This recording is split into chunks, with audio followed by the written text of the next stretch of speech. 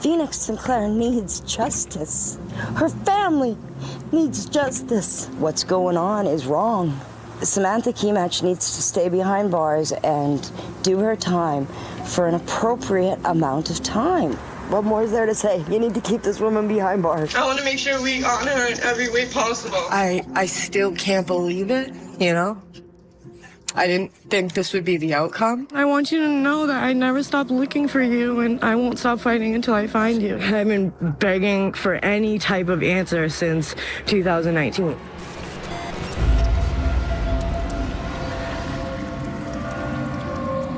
In the frightening realm of true crime, our narrative unfolds with Carl McKay, whose violent past takes a sinister turn as he covers a dark secret.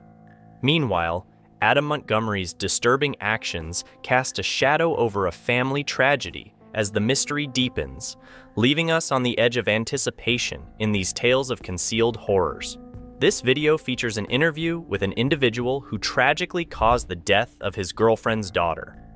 Initially unaware of Samantha Kimach's young daughter when he started dating her, Carl McKay grew increasingly displeased and began expressing his frustration by subjecting Phoenix to violent outbursts. Despite McKay's history of violence towards women and children, Kimach allowed the abusive behavior to continue.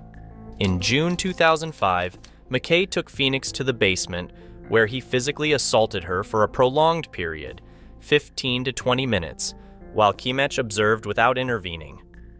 Unbeknownst to them, McKay's son witnessed the brutality from a hidden vantage point. After the adults left, the boy checked on Phoenix and discovered she had given in to the abuse. McKay and Kimach returned later in an attempt to revive her, but their efforts were in vain. They proceeded to wrap her lifeless body in plastic and buried it near a landfill, hiding the tragic event for 9 months. It wasn't until the courageous boy finally disclosed the incident to his mother that the truth emerged. She quickly contacted the authorities, bringing an end to the distressing cover-up. Phoenix, she was in your life, right? Yeah. She was in your life. But because of whatever was going on in life, pressures, medication, whatever it may be, things got a little crazy, right? Did you mean to do that to her? Did you mean to go that far? Or was it one of those situations where a nice guy made a mistake? Wesley, did you mean to do that to Phoenix? Did you mean to do that purposely? Or was it just something that was beyond your control? Did you do that on purpose to her? Because if you did that on purpose, I can't understand. I can't understand. Did you do that to her on purpose? Or was it something that was beyond your control? Was it beyond your control? Huh? Nobody controlled it. Nobody controlled it? Who controlled it? Who controlled it, man? You're a good man. You are. The detective conveys such sincerity in his words that one might find it believable that he refrains from placing direct blame on McKay for the tragic incident. Who controlled it? Huh?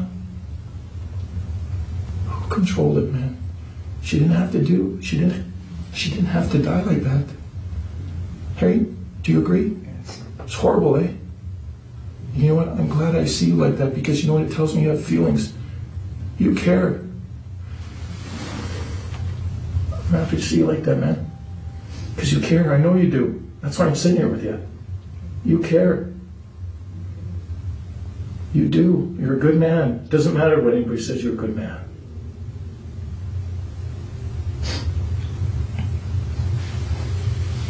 You are. How come it happened? Just, we know it happened. We know it happened. Why did it have to happen? I don't know. You don't know? Do you regret? I can't think right now. I know. Do you regret what happened? Tell me you do. Do you regret what happened? I regret. Do you? Whatever I did my whole life, I regret it. Yeah. If you could change one thing in your life, what would you change right now? Right now. Huh? I know my lawyer advised me to say nothing. I know. But you know what? All the lawyers do that, and that's right. That's your legal obligation. But you know what? You have values that are speaking out. You have values, right? There's things that you need to get off your chest, and I know that's why I've sat here with you this long. I know I could have walked out right away, but I know what you're about. I know you feel bad. I can see the tears, and that tells me a lot. I'm not judging you, okay? I'm not judging you at all, and I won't. For nearly a year, McKay and Keymatch concealed Phoenix's death while continuing to receive welfare benefits. Their scam was exposed when they attempted to present another girl as Phoenix, leading to their discovery. I know you've had a shitty life, okay? I know you've had a shitty life, and I don't expect you to be perfect. What? I just worry about my children. I know you do. I know you do. And you know what? I know you do, and that tells me a lot. You should be concerned. If you weren't concerned with them, if you weren't concerned about them right now, I don't know what I would think about you. I know you're concerned. You had 2 kids, 2 beautiful kids, right? Rain and Damien. They must mean the world to you. Hey? Yeah. They do. I know they do. I'll never see him again. Oh, come on. Hey, look at me. You will see them again. Don't say that. You'll see them again, okay? You know what? You've taken a big step here, okay? You've taken a monster leap. All right? That is awesome. You are a decent fella, whether you think so or not, okay? Okay? Hey. Hey. I don't have any animosity against you, okay? All right? You did a good thing, okay? Hey. Yeah. It was... Get it out. And I tried to save her. Yeah, what'd you do? I tried to give her CPR. Yeah. And what happened? Would it come to? No. That must have been hard, eh? That must have been hard.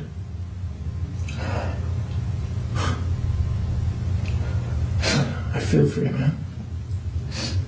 Yeah. I made a big mistake. I know. But you know what?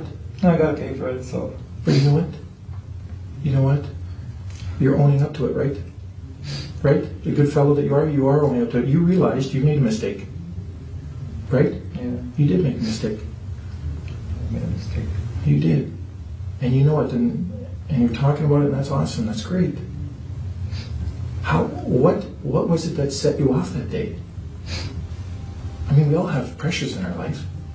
Okay? Was it medication? Was it stress? Was it people bothering you? Was it fear? What was it that set you off?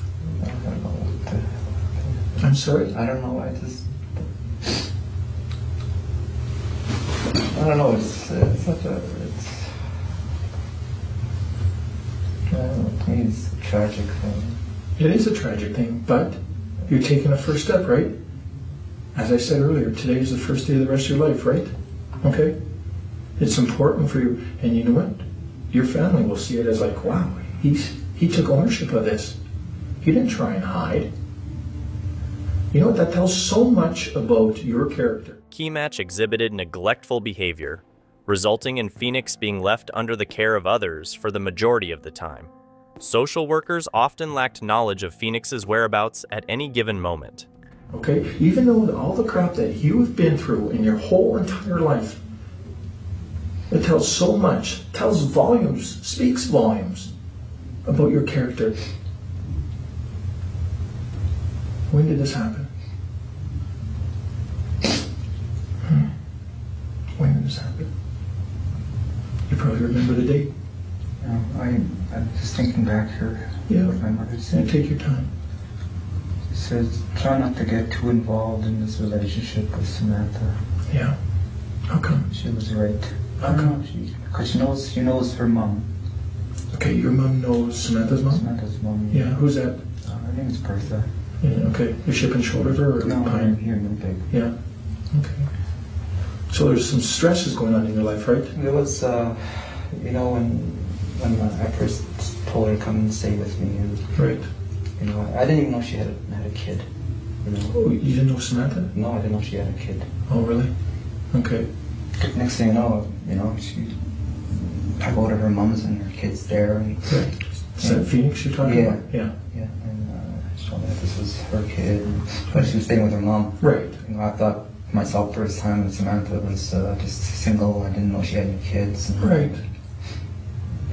I don't know. She wasn't very. I don't know. She wasn't very good with her child anyway. Samantha wasn't? No. No, how come? I don't know. I just don't know. Maybe the anger in her or something. Kematch observed as McKay fatally harmed Phoenix and took no action to prevent the tragic incident. And she'd get me and, tell her to shut up. That's not, tell her to shut the hell up. I'll get in the corner or whatever. Right. There was always Samantha starting with this kid. You know, the biggest mistake was this. I mean, I can't say that she moved in. The kid was like a mistake. Right. You know, she should have stayed with her grandparents, you know, and I just lived this life of me, her, and, you know, when I found out she was pregnant, you know, that shocked me, and Yeah. I tried so hard to, you know, keep her happy, Right. you know, but this tragedy has totally turned my life. I bet it has. It must be weighing thin on your nerves, since then? Oh, I don't know, it's... I mean, it's kind of been bugging you. It has been. Yeah. Yeah, every night. Yeah, I bet it has. You know, sometimes listen to the music. And one time Yeah. I went like this and then I heard Phoenix's name, you know, Right. like it's out of the blue. Right. And just kind of, you know, made me think, Yeah. when is this going to occur? You know, I was scared. I bet you were. You know what?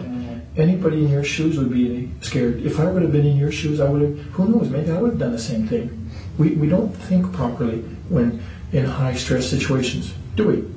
We don't. Daniel was there. Yeah. Hey, I know he was there. I was He's having so scared. He was having a tough time with this, man. He's having a tough time with this. I told my son, Yeah. I know. he was there watching this. Yeah, I know he was. I know he was. You know, Sam would just stand there like, I'm sorry? Sam would just stand there, she's all fucking like, looked like she's happy or shit. Man. Really? How come? I don't know. Yeah. She was, I mean, it happened. Right. How did it happen? But I don't know what the hell she said to you guys. Yeah. Well, she talked to one of the other officers. You know, who's responsible here? You or Samantha? To me, it's both of us. It's both of you? Yes. How is it both of your fault? Explain to me. The remains were discovered in a shallow grave close to a landfill. I don't know, she would always tell me to tell that kid to keep quiet. Okay. That day, was she telling you to keep the kid quiet? No, she was downstairs. I think at the beginning she was downstairs because we were going to go out Okay. to go see my dad. Right.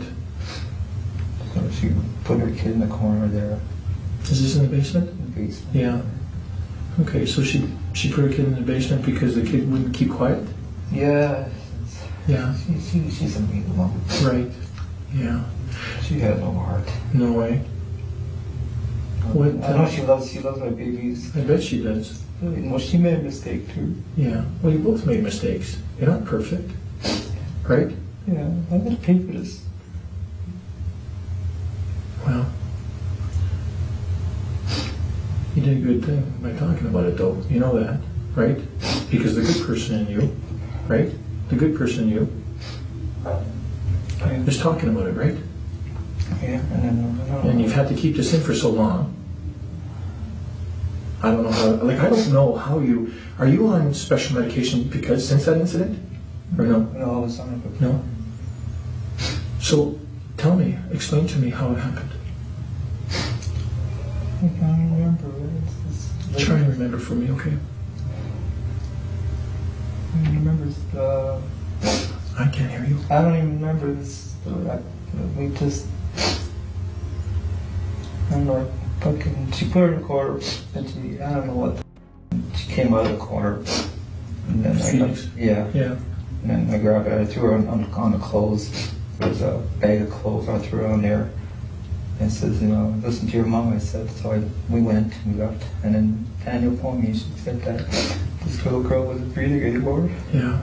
I came back, the sounds like this. Yeah, I know he did.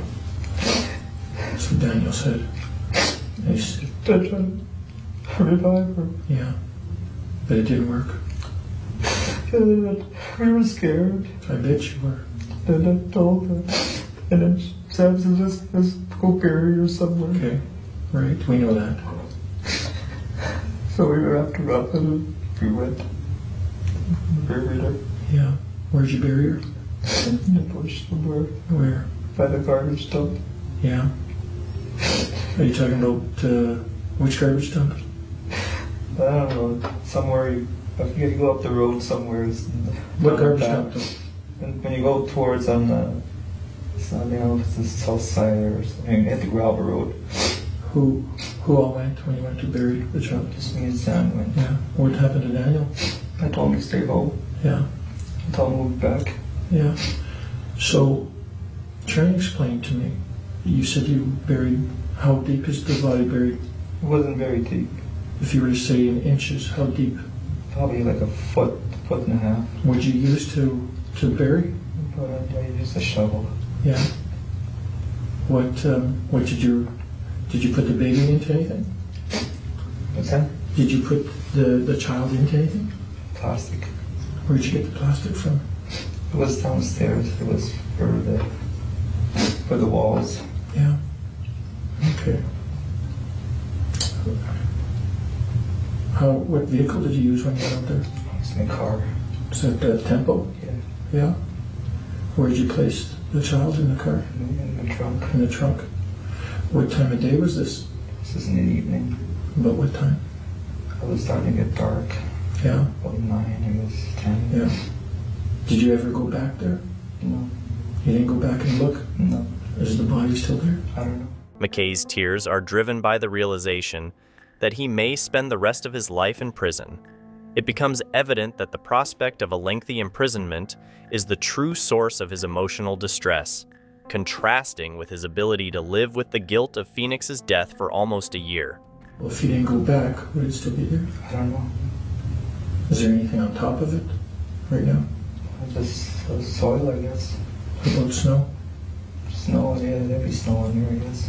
What direction in the dump? Is it right in the dump or is it on the outskirts? No, it's on, down in the bush somewhere.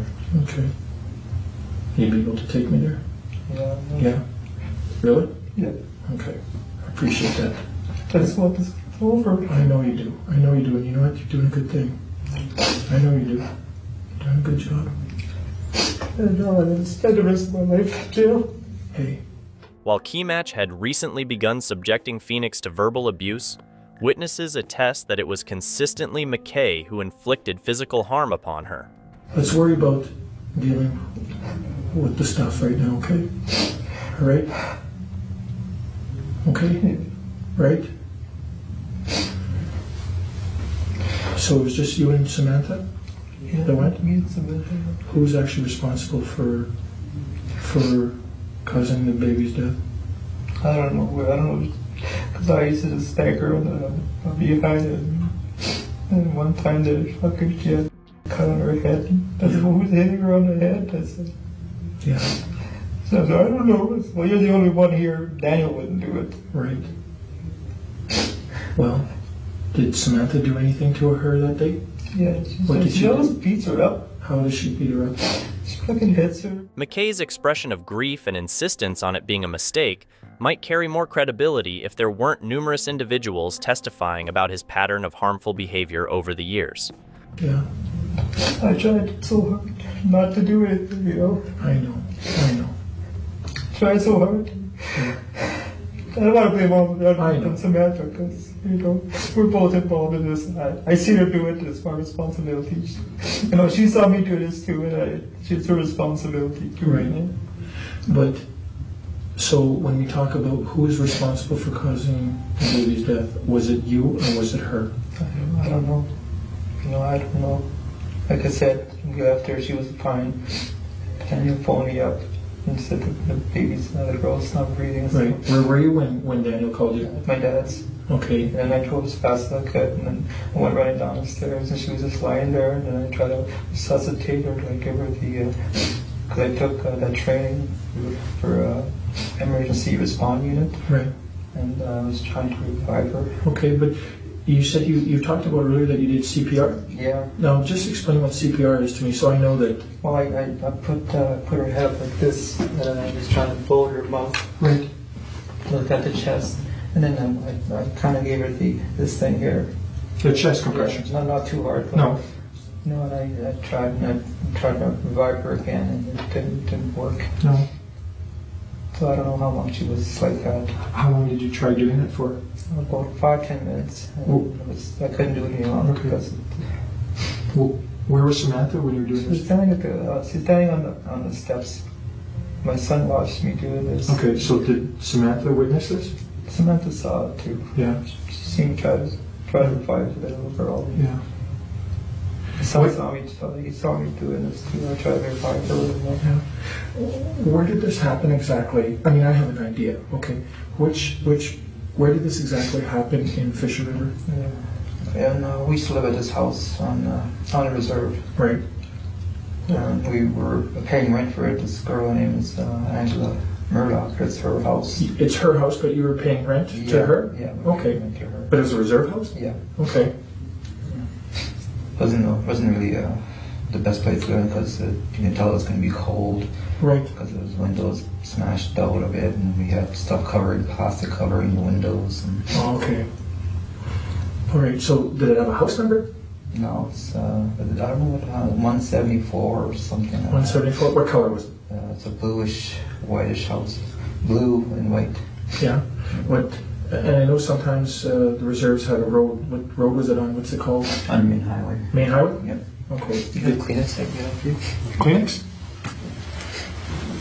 Some Kleenex? We'll get you some Kleenex.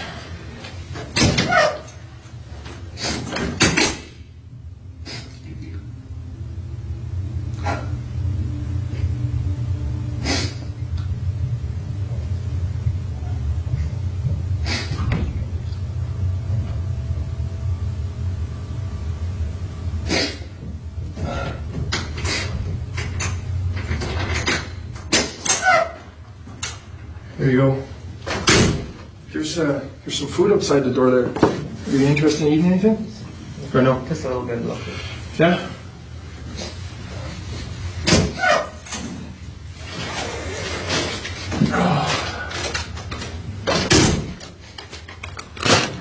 I don't know if you like McDonald's, but... Doesn't matter.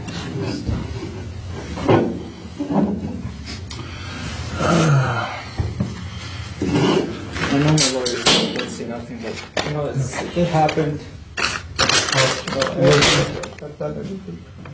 Well, you know what? You can't change the facts, right? No, You're done. I wish it was. I know. I know. Wish it would never happen to. I know you do. I know you do. Pick it up once I don't kill anybody, but like Nobody does. Nobody does. Unless you're a serial killer. I know you're not. Serial killers go out and do that. It's the people that make mistakes. And you're the guy that made the mistake that day. I do feel a little better that I told you. I know you do. It takes a load off your shoulders. I know. Maybe now she could rest in peace. That's a good thing you said. Maybe she can. Maybe she can. I hope for your sake she can. Hey?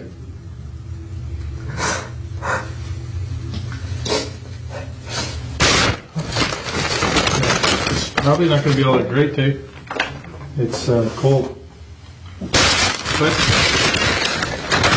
whoops. So listen. When did this happen? You must have that day. That day must be embedded in your mind. It's June 11th. How do you remember June 11th? Because that's the day we buried her. Yeah? Did you write it down somewhere? No, it's just stuck in my head. Yeah? June 11th, what year? 2005. Okay. All right. So who knows where she's buried besides you and Samantha? Just us. Just you two? Yeah. Okay. I don't even know why. All of a sudden I think sorry for her and I thought, but did they find the body or?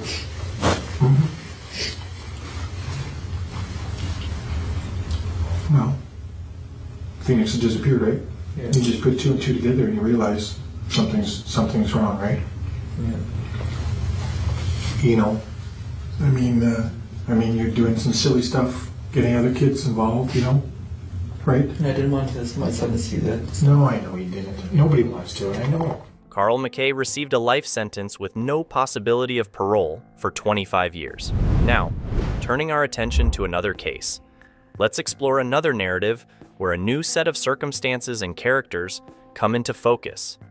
This is the interview of a man who tragically beat his own daughter to death, embarking on a disturbing journey of hiding her body across various locations. Adam Montgomery's troubled history includes a documented struggle with anger issues, leading to multiple investigations by child services. Forced into homelessness after an eviction, Montgomery and his family resorted to living in their car. The victim, 5-year-old Harmony, faced punishment for bathroom accidents by Montgomery, repeatedly striking her in the head. In a tragic turn of events, the last blow proved fatal, and Montgomery, possibly realizing the severity of his actions, embarked on a gruesome journey. He placed Harmony's lifeless body in a duffel bag, arranging a series of moves between different locations, including the walk-in freezer of the restaurant where he was employed. The disturbing narrative takes a crucial turn when Montgomery, on a particular evening, rented a truck and remained absent for hours. Upon his return, he uttered the chilling words, "It's finished," leaving his wife, Kayla, to believe that this marked the conclusion of disposing of Harmony's body. We might be able to work on that if we'll just turn this on. This is audio and video recorded. You alright with that? Nope. Okay. We'll do our best to try to get you a cigarette. Yeah, we got cigarettes somewhere, so try to work on that, okay? Before we have any conversations, I'm just gonna have you read something, okay? And then we'll just go from there. Alright, just so you know, because you're under arrest right now, I have to read you this stuff, or you have to read it to me. Again, Detective Riley, Detective Dunleavy. It's January 4th, 2022. It's 8:55 p.m. You can read and write English, correct? Okay. So, Adam, I'm gonna have you start from there where it says I, and then I'm just gonna have you read down. I, Adam Montgomery, have the right to remain silent. Start from here. I, Adam Montgomery, give the following voluntary statement. Detective Dunleavy, Detective Riley, who has identified himself as a member of the Manchester, New Hampshire Police Department. He has advised me to follow. I have the right to remain silent. Anything I say can be used against me in the court of law. I have the right to a lawyer for advice before any questioning and to have one with me during questioning. If I cannot afford a lawyer, one will be appointed to me by the court. If I decide to answer questions now without my lawyer present, I still have the right to stop answering at any time. You understand? Yes. Okay. Do you understand all of these 1 through 5? Yep. Okay. What I'm going to have you do, just initial 1 through 5. That just indicates that you understand what I'm saying, all right? Yep. All right. Can you just read that line around for me? You understand each of these rights? Yep. And you're going to check either yes or no? All right. And then read the next line for me. I wish to have each of these rights. And are you willing to waive each of these rights and answer questions? Sure. Okay. Now, Adam, you're just going to sign that line. All right. Appreciate it. Before we go forward, can we get a cigarette in here? So, there's a sensor in there. So I'll work on getting you a cigarette at some point. I can't promise you one right now, just because the room we're in, and if this starts going off, I don't want to flood the building. You know what I mean? Do you think they're going to go off? That thing will, the sprinkler.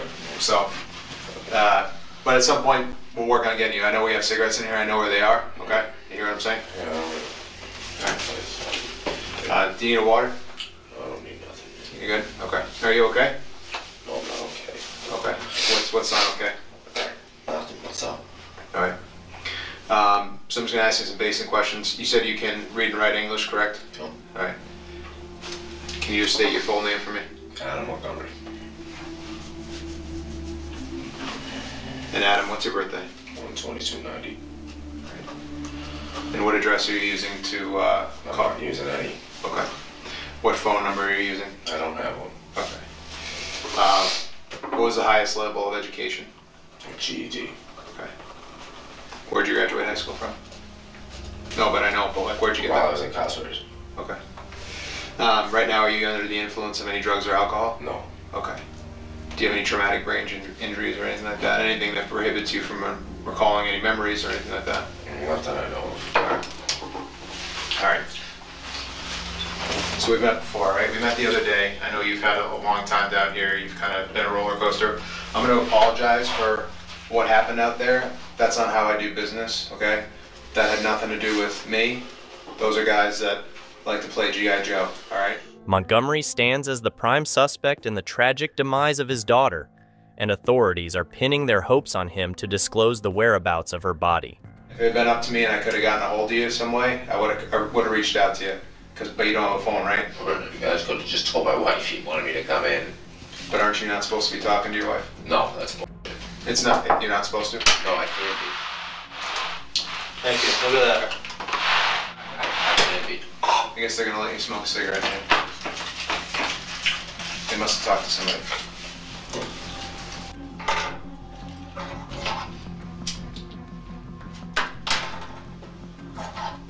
So I don't know why I was saying I can't talk to my wife because that's...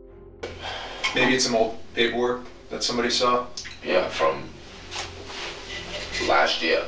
But it was over and done with after I got out of jail. So that's all cleared up? DCYF said it was cleared up. The police said it was cleared up. Everybody said it was. They said that there was no contact order between me and her. Okay, and that's Kayla we're talking about. Okay. Well, you know what? If that's the case, then that's my fault for maybe not checking a little bit further into it. So I apologize for that. Again, I apologize for the way things went down out there. Like I said, I'm not part of the SWAT team. I don't do that stuff. If I had a good number for you, I would have just called you in. But I don't have you don't have a phone, you said, right? Okay. So I apologize for that.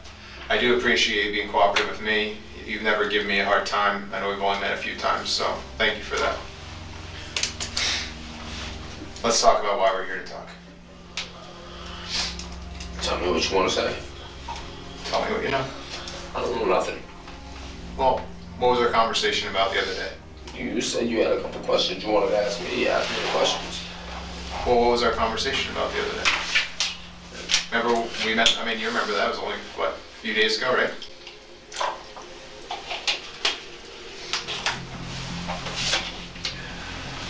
We got a lot of worried people and scared people right now in the community. I know you're worried about the well-being of your daughter. While the police are aware that Montgomery's statement may be false, their strategy is to avoid confronting him immediately to ensure they have the opportunity to extract any potentially valuable information before he clams up. And I kind of want to get ahead of this because I don't want you to be painted as a monster. Well, that's what you guys are already doing. I am? No, we're not. Oh, yeah. Can you explain that to me? That's what you guys are already trying to do, man. Explain to me how I'm trying to make you, or whoever is trying to make you out to be a monster. Who's telling you that stuff? Is there somebody that I work with that told you that? Somebody you're close with, that they told you that? No. All right. But you understand this whole thing is getting a little out of hand, would you agree? Of course. But so that's why... Look, it's just the way you guys are going about it. And again, yeah, I don't not you specifically, but right. Yeah, nobody comes out there like that for a second-degree assault charge. Nobody. Been arrested for worse charges. They don't come out and throw flashbangs at my girlfriend's car and ram us into the guardrail. They don't do that for a second-degree assault charge. Again. Expressing clear irritation about his arrest, Montgomery displays no visible concern for Harmony's well-being, adding a layer of complexity to this distressing case. You understand what the charges are, right? Second-degree assault, right? Yep. Okay. There's also an endangering the welfare charge. Okay. And interference with custody. Okay, So how did I interfere with custody? So that paperwork that we served you the other day, you remember that? Okay. When they were in the alleyway, you remember outside of on Lake Ave? Yeah. There's paperwork that you have to comply with. You understand that, right? We had that conversation, did we not? Right? So that's what that's all about. So second-degree assault charge, what is this referring to? Well, that's what we want to talk to you about. Well, explain to me if I'm being charged with it. What the hell am I being charged with it for? Well, your daughter had some injuries that you know about when you lived on Guilford Street. No, I do not. What are you referring to? Well, you were there, I wasn't, right? Well, what are you referring to? I'm referring to her having some good marks. What are you referring to? Marks that were left on her by you. Absolutely not. I have nothing else to say. We talked about how we were worried about your daughter the other day, right? Okay. You remember that conversation? I remember that conversation, but right off the rip, with the way you're approaching the conversation, you guys are completely out of line. So. Me? Yeah. Do I? In the time that you've known me, which what you just said to me, you guys are completely out of line. Okay, but so explain to me, how are we out of line? I have nothing to explain. Okay, but wouldn't you rather explain it so we can make sense of it than just have other people's side of the story? Like, you want to defend yourself and like this picture people are painting of you? Now's your chance, man. Defend. Whose side of the story? Who's telling you these things? People that were close to you. Obviously not. Well, maybe at the time, maybe not anymore. Yeah. I mean, you saw that reward on the news, right? No, I did not. Do you know that the reward is about $40,000 to find where your daughter is right now? Okay. When you start throwing money around like that, people come out of the woodwork that you would never expect to do. In a twist to the investigation, the detectives are concealing the fact that the key confession about Harmony's fate came from none other than Kayla, the child's mother. Like I said, when I talked to you a few days ago... Can I have another cigarette? Sure. I kind of told you this thing was going to get a lot bigger. That's not right. And we wanted to get ahead of it. But you're sitting there telling me that, right off the rip, that there was something wrong with my daughter because of me. No, that's... Okay. So if your daughter had marks on her at some point when you lived over there, how would you explain those? How would she get those marks? Well, I would love to know when that marks were there because DCYF came to my house multiple times. Okay. And we know that they came there. Right. And closed the case. Okay. Do we know that DCYF is the flagship agency in the country? No, but if there was significant marks like you're referring to, I believe they would have flagged something at that point and they would have said something. They wouldn't have came there and seen that the kids were well taken care of. All the kids loved being at the house. A disturbing aspect emerges as it's revealed that the children had been instructed not to reveal the truth about Montgomery's behavior at home, contributing to the suppression of the grim reality within their household. Let me tell you about what second-degree assault is. Because there's a lot that encompasses that charge. Basically, if there's a mark on a kid that's under a certain age, it constitutes second-degree assault. Although it is a felony, which sounds extremely intimidating, it doesn't mean that somebody got their head bashed in or they got cut up or whatever. So, although it sounds pretty intimidating, the charge, I understand that. What we're talking about doesn't mean that it's the craziest crime that's ever been committed. Do you understand what I mean? Okay. So, somebody could have a bruise or a really bad welt on them, and that would constitute second-degree assault for a kid under a specific age. So that's why that charge is there. So nobody is saying that you took like a baseball bat or like stabbed your kid. Like, I'm just going to put that out there. That is not what anybody's saying about you. Mm-hmm. So I know you're concerned with when I say second-degree assault, but it sounds a lot worse than I think you're thinking it is. Are we kind of on the same page? Yeah, but for you to sit there and say that was inflicted because of me. We're just going on what we hear. You're not telling us how, so we're going with what we have. But I don't even know what you're referring to. What are you referring to? Your daughter had a mark on her face that people, multiple people, have told us was inflicted by you. Multiple people that weren't even living with us at the time. Well, there was enough people that had spoken about it. Yeah. People share knowledge of what they know. So somebody, you telling him, and then he tells you, and then he tells you, so something that just gets passed down. Montgomery adopts an evasive stance, attempting to sidestep direct inquiries concerning Harmony and avoiding providing straightforward answers. Yeah, I'm not talking about like a game of telephone here. I'm saying that people say a story and then the details kind of fill themselves in, like corroborate. Do you know what the word corroborate means? Of course I do. Okay. You're a smart guy. I'm not trying to insult your intelligence, but when people kind of fill in the blanks, that's what I mean by like we're corroborating that story. But this is your time to tell me, kind of explain that. You know, if you're saying this was a mistake or this was an accident. I don't even know what you're referring to. Like, that's what I'm trying to get at, is I don't even know what you're referring to. I'm saying she had a mark on her face. I mean, I don't even know what you're referring to. You don't recall your daughter ever having a mark on her face? The reason DCYF came out to visit you guys, you don't recall that? Why did DCYF come out and start visiting you guys? What was the allegation? If I remember correctly, it was because of, I believe at the time, I could be wrong, I believe it had something to do with my uncle saying I was using drugs, and I wasn't. Now, who's your uncle, so we are clear? Kevin. Okay. And Kevin's last name? Montgomery. Now, he lived there with you? He lived there with me right around the time when I was first going back to get custody from my daughter. Okay. And then he left in April, May, March, something around that time. And just so I have it right, because I don't want to guess or like get confused, what house are we talking about? Guilford Street. All right, and what was the number there again? I'm not 100%. Okay.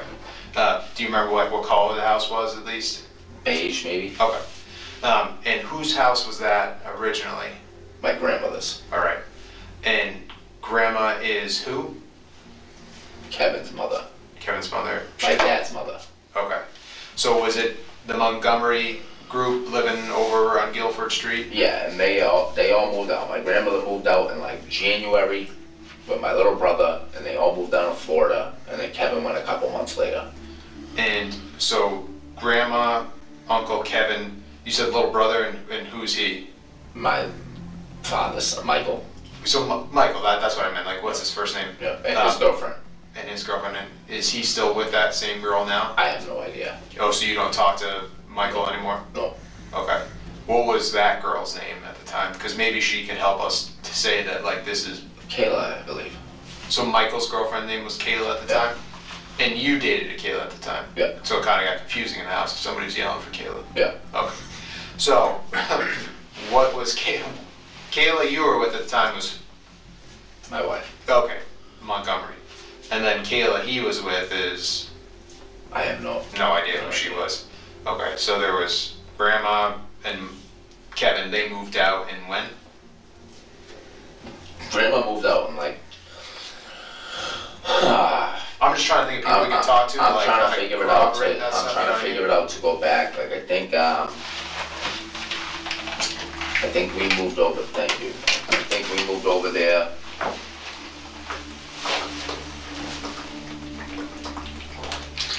I think we moved over there in like, I don't know, October, September, somewhere around then. And what year is that? 2018. Okay. And at the time, I was going for custody for my daughter for at least a year already at that point. And Crystal was showing no interest of going to get our daughter back. So finally, in like, I don't know, December, January, February, something along them lines. The courts called me and told me I could come pick her up and bring her home. Brought her home. And then, I don't know, it was, I think the month before, my grandmother left with my brother and his girlfriend, and then the month after, I want to say, Kevin left. So then who was left living at the house? Me, Kayla, and the kids. In that time period, I don't know which kids were born yet and who was.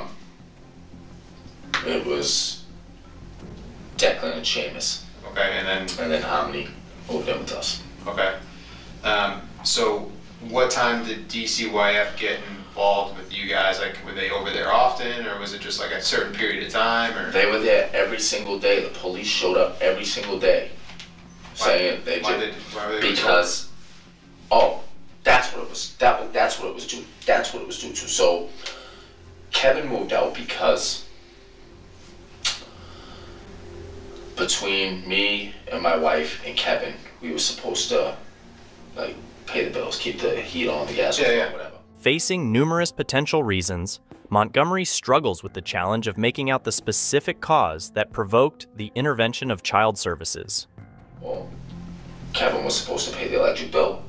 He didn't pay the electric bill. Me and my wife, I picked my wife from work, showed up at home, they were shutting the electricity off.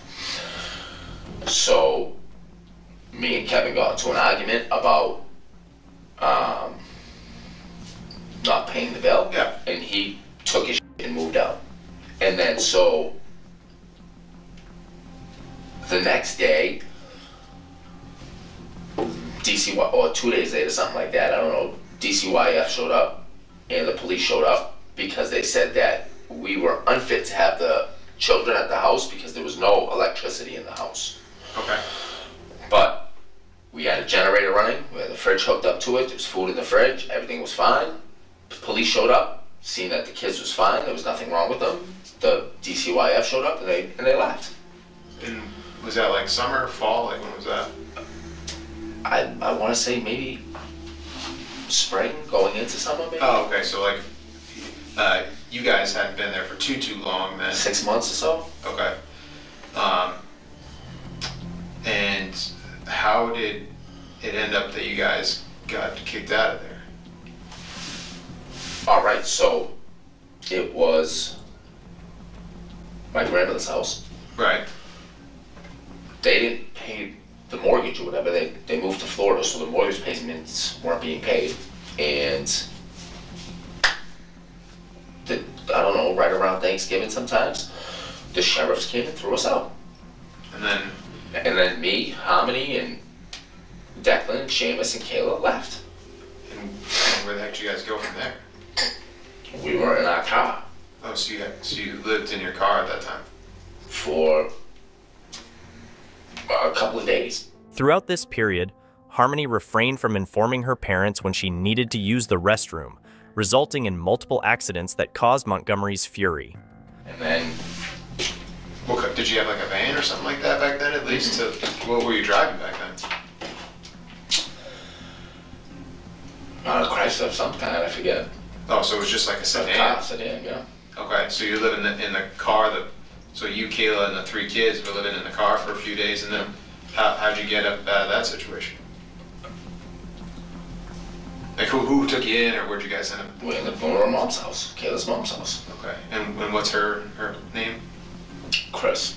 Chris, how's she? Well, I mean, she must be okay if she's willing to take you guys in. Yeah. All right. They're like, all right. I you know what, man? Like, I don't even want to talk anymore. Like, this is just beating around the bush, man. It just seems a little too silly to me. Well, I'm trying to figure out who can substantiate your claims that there's like you're not this like monster of a person that either DCYF made you out to be, or your family who you didn't get along with, or whoever. So that's why I'm trying to like let you kind of speak your piece about all that shit, you know what I mean? No, I get what you're saying. I just got nothing else to say, man.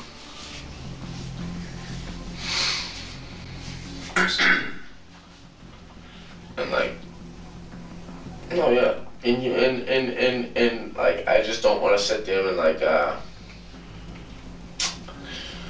I smoke another butt? Sure.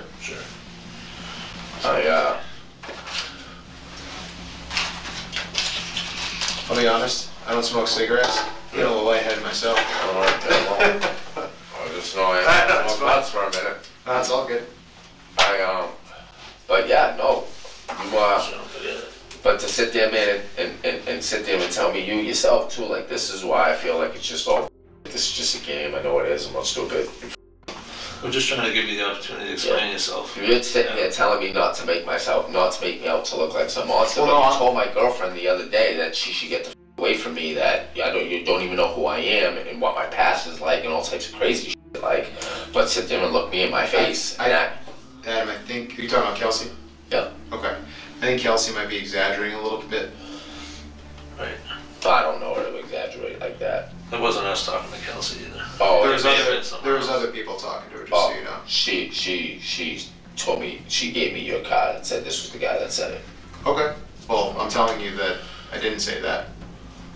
But if you want to believe it, that's fine. I mean, she never had no reason to lie to me. So I don't know what she would lie about at that point. She also told me she had no idea that you had a daughter, so I guess we could say the same thing about you telling her that. Right, well. Right? She knew I had a daughter. I mean, I have one with Kayla, so she knew I had a daughter. She didn't know about Harmony. She knew I had other kids. She told me she had no idea that you ever like lived with her and that you like barely knew her. I don't know if she was lying to me because or whatever. I have no idea. I don't know her. I know you better than her, so that's what I'm saying. So Christina takes you guys in, and she's doing all right, and then would you guys move over to Union Street after that? Is that when you guys get that spot? Nope, we go to the shelter. And that's the one on... Lake Ave. Okay. Who's we? Who went to the shelter? They allowed you to go as a family to the shelter? See, I thought they didn't let guys there for some reason. They always let guys there. They didn't let me in there this time for no reason. Their reason was because I would have been there with Kayla again. So back then they let you in there. Oh, yeah. And it was all of you guys, like, it was the five of you, they let you guys stay there? No. Alright, so yeah, you guys are just... I'm trying to understand. I don't know your timeline of life, man. You're there, I'm not. That's why I'm trying to ask you these questions, to clarify them. I already told you the other day what transpired. So we didn't even go to her mother's house. Okay, who didn't go to her mother's house? Harmony was all... Okay, so Harmony didn't go to Chris's house. So explain to me how she didn't end up going to Chris's house. I've already explained this to you. Okay. Well, there's some discrepancies between what you're telling us and what other people are telling us. You're saying you brought her down to Mass, somebody said she came up from Mass. I never once said I brought her down to Mass. What did you say? She came up here to get her? I never once said. I was audio video recorded the other day. I never once said I went down to Mass. So you're saying that she came up from Mass? I'm not saying anything else. Why is it that you refuse to talk about her every time we bring her up? Because you guys are just sitting here beating a bush. It's over and over. You guys asked me what happened the other day. I told you what happened. You wouldn't tell us the other day. You guys talked to me the other day. I explained to him what happened the other day. Montgomery's agitation intensifies with each mention of Harmony, revealing the unexpected nature of her death. His anxiety stems from the fear of unintentionally revealing crucial information. Pleading not guilty to charges of second-degree murder, falsifying physical evidence, and abuse of a corpse in connection with Harmony's alleged murder, Montgomery is scheduled for trial in November. The unfolding legal proceedings promise to shed light on the disturbing circumstances surrounding this tragic case. In two sad stories, we learn about Carl McKay and Adam Montgomery, both involved in troubling incidents. As the legal process unfolds, it's a reminder of the importance of protecting those who need it and holding wrongdoers accountable for their actions. Remember, it's your curiosity that fuels this channel. Keep exploring, stay inspired, and join us for more amazing content next time.